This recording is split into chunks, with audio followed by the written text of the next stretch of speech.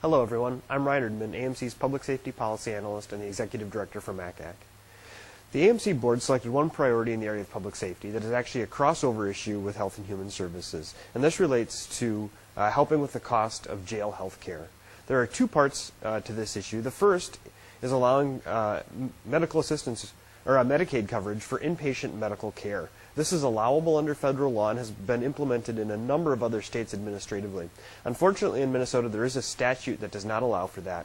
And so that will need a change, and we hope to work together with DHS as well as the DOC and help implementing that change.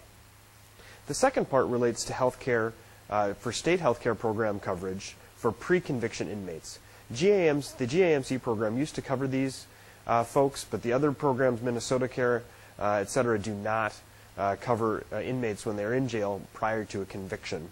And our hope would be that we could change that. Between these two things, there should be significant savings for counties on the cost of their health care in their jails.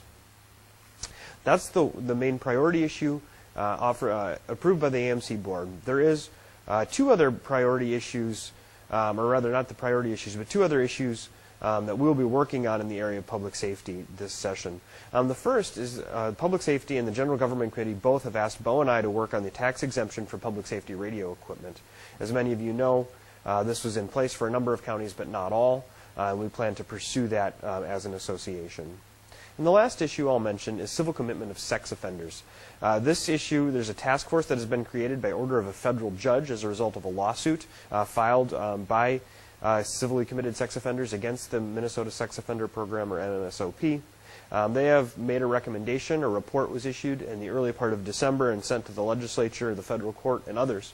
We will be monitoring that very closely and will stay involved with the legislature if and when they act upon that report.